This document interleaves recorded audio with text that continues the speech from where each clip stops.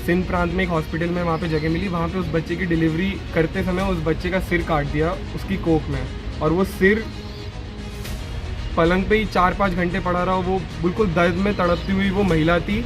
और सारे साथियों को पुलिस उठा के लेके आ गई यहाँ पे चाणक्यपुरी जो पुलिस स्टेशन है, यहाँ पर हम लोग सभी हैं। अभी रात का समय, सुबह 8 घंटे हम लोगों को हो गए हैं। लेकिन तो सर पहले तो आप ये बताइए आप कौन सी ऑर्गेनाइजेशन से हैं और आप सारे इकट्ठा क्यों हुए थे और आपका प्रोटेस्ट का मुद्दा क्या था? हम लोग जय श्री राम सेना संगठन से हैं। युवाओं का हमारा संगठन है। देश में 50,000 हमारे रामदूत हैं। हम लोग एक दूसरे को रामदूत बोलते हैं। और हम लोगों ने जो हमले हो रहे हैं पिछले कुछ सालों से, जो बढ़ चुके हैं हमारे हिंदू परिवार, जो बंटवारे के बाद पाकिस्तान में रह गया था, आधे से ज़्यादा लोगों को तो ये भी नहीं पता था कि वो पाकिस्तान देश बन गया नया। वो जो गाँव में रहते थे उनको बाद में पता चला कि ये कोई नया देश बन गया है। और जब वो इस्लामिक देश बना, वहाँ की जो माइनॉरिटी है, सिख, क्रिश्चियन, ख़ास तौर पे हिंदू समुदाय, जो उसमें नफ़रत है, लोग धर्म के मामले में पाकिस्तान में करते हैं हिंदुओं के ऊपर अटैक, तो उसके विरोध में हम लोगों ने ये एक आंदोलन किया है आज पाकिस्तानी एम्बेसी के बाहर, जिसमें भारी पुलिस तैनात थी, बहुत ज़्यादा पुलिस थी। पुलिस ने जाने नहीं दिया। बाद में हम लोगों को पुलिस स्टेशन पे रखा हुआ है। उसके बाद हम लोग एम्बेसडर से मिले हैं। तो क्या आप प्रोटेस्ट कर पाए वहाँ पे? वहाँ पे प्रोटेस्ट करने नहीं दिया। उन लोगों ने पहले ही डिटेन कर लिया था। हमारे कुछ बहुत सारे साथियों को पुलिस उठा के लेके आ गई यहाँ पे चाणक्यपुरी जो पुलिस स्टेशन है, यहाँ पर हम लोग सभी हैं। अभी रात का समय, सुबह 8 घंटे हम लोगों को हो गए हैं। लेकिन अच्छी चीज़ ये हुई कि दिल्ली पुलिस ने हम लोगों का पूरा साथ दिया। उन लोगों ने प्रोफेशनली 2 लोगों के डेलीगेशन हमारे संगठन की तरफ से एम्बेसडर के पास भेजा। फुल सुरक्षा में सारी चीज़ें हम लोगों ने वहाँ बात की, और प्रोटेस्ट इतना ही हो पाया कि हम लोगों ने डायरेक्टली अपनी चीज़ उनको बोल दिया। तो आपसे वहाँ पे बात हुई, क्या बात हुई और उनका रिएक्शन क्या था इस पर? हम लोगों ने एम्बेसडर को वही सब चीज़ें बोली हैं जो हर बार हम सब भारतीय, हम लोग किसी से कुछ झगड़ा, कोई लड़ाई उत्पार नहीं चाहते। लेकिन जो हमले बढ़ गए हैं 2 साल से हिंदू कम्युनिटी के ऊपर, सबसे ज़्यादा धर्म परिवर्तन, वहाँ पे जो ऑर्गेनाइजेशन इलीगल चल रहे हैं, जो खुशी मनाते कि हमने इस साल 1000 हिंदू लड़कियों का धर्म परिवर्तन कराया, 2000 हिंदू लड़कियों का धर्म परिवर्तन कराया, तो जो ये पूरा उनका एक्सपोज, आज जो भी घटना हुई है जिस विषय पे मैं बताना चाहता हूँ, अभी तो ऐसी घटना हुई है जिसने पूरे मानवता को शर्मसार कर दिया। मतलब आज के ज़माने में ये घटना कोई सुन ले तो मेरे हिसाब से सारे देशों को इस पर आग बबूला, UN, यूनाइटेड नेशन, भारत सरकार, सब उस पर पुरजोर उसका विरोध, हर कड़ी शब्द, मतलब हर कड़ी निंदा सबको करनी चाहिए। उन्होंने एक गरीब, दलित, आदिवासी, भील, सिंध प्रांत की एक महिला, हिंदू महिला, जिसकी डिलीवरी, बच्चा होने वाला था, उसके बच्चे को डिलीवरी होने से पहले उसको 2-3 बार जगह जगह हॉस्पिटलों में मिली नहीं कोई फीमेल नर्स या फीमेल डॉक्टर, तो उसको फिर एक जाके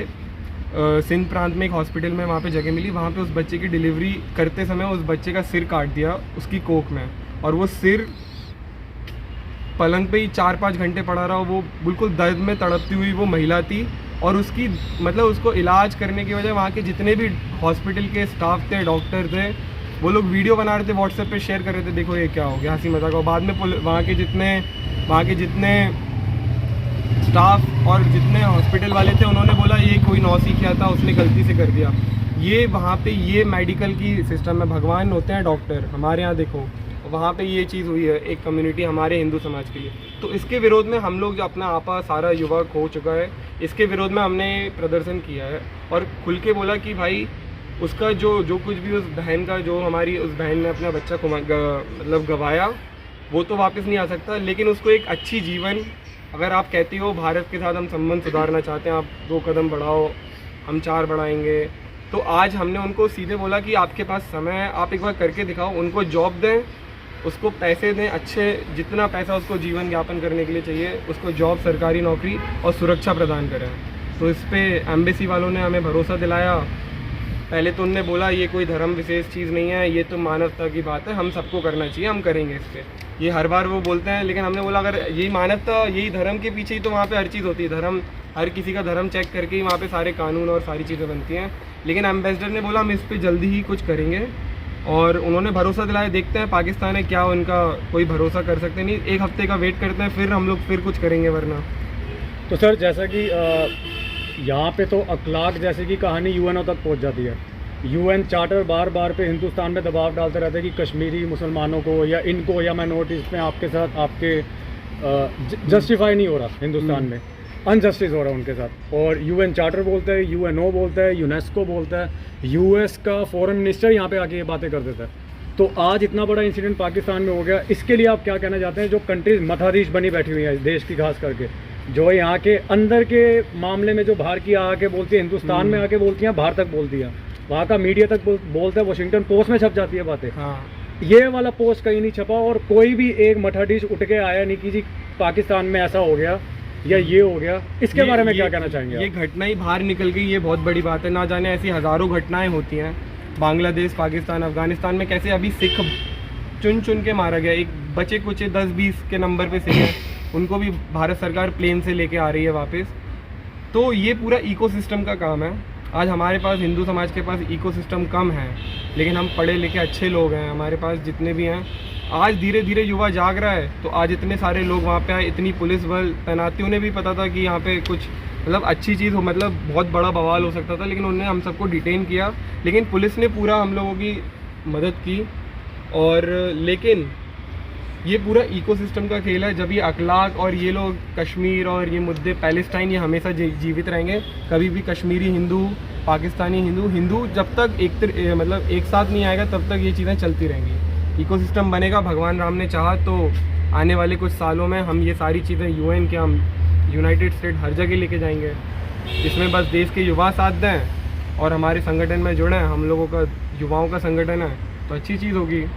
तो सर, इंडियन गवर्नमेंट से आपकी कुछ शिकायतें हैं इसको लेके? क्योंकि यहाँ पे तो खोखले आंदोलन बहुत शिकायतें। इंडियन गवर्नमेंट ने अभी तक कोई ऑफिशियली इस पर कंडेम नहीं किया। वहाँ छोटे से एक बयान पे भारत सरकार ने अपनी देश की बेटी को फ्रिंज एलिमेंट बोल दिया। मतलब इतनी शर्म वाली बात है। अपनी बेटी को अगर आप freedom of speech, freedom of expression को अगर आप जीवित रखना चाहते हो, पूरी दुनिया में सिर्फ एक ही ऐसा देश है जहाँ पे सबसे ज़्यादा फ्रीडम ऑफ स्पीच और सबसे ज़्यादा फ्रीडम ऑफ एक्सप्रेशन है, वो है हमारा देश भारत। उसमें भी अगर किसी बहन ने कभी ईश्वरी कृपया से कभी एक आध बार बोल दिया फ्रिंज एलिमेंट, उसको आपने फ्रिंज एलिमेंट बोल दिया, और आपको उसकी फ्रीडम ऑफ स्पीच को डिफेंड करना चाहिए था, लेकिन आपने नहीं किया उसको। तो पूरी गलती भारत सरकार की। आज उनका एक एटीट्यूड दिख गया। अगर वो चाहते तो पहले दिन ही सब चीज़ें हो जाती। कटघरे में खड़े कर देते पाकिस्तान से, खुद से हम लोगों को बोलते, हम लोग पैसा इकट्ठा करके दे देते। मतलब कड़े शब्दों में इसमें निंदा होनी चाहिए थी, वो नहीं की। और क्या कर सकते हैं, सरकार हमारे यहाँ की अभी भी सो रही है।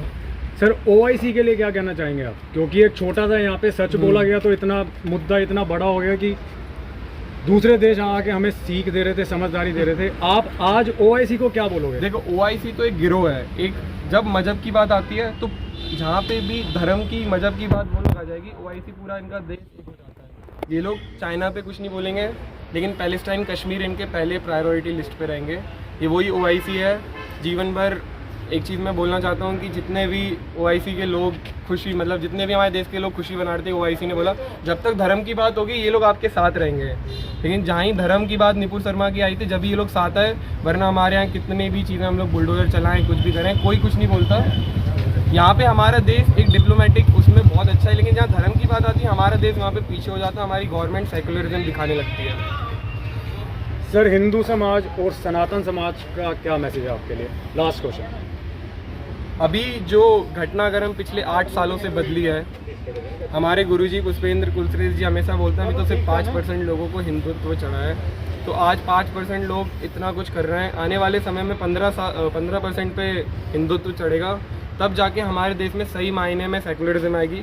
सेकुलरिज्म मतलब हमारे देश की पुरानी जितनी सरकारें थी उनके लिए मतलब था मुस्लिम अपीजमेंट, माइनॉरिटी का अपीजमेंट। सेकुलरिज्म का सिर्फ एक ही मतलब था। लेकिन सही मायने में आज जब किसी का अपीजमेंट नहीं हो रहा है, तो आज सब लोग बोल रहे हैं सेकुलरिज्म खतरे में है।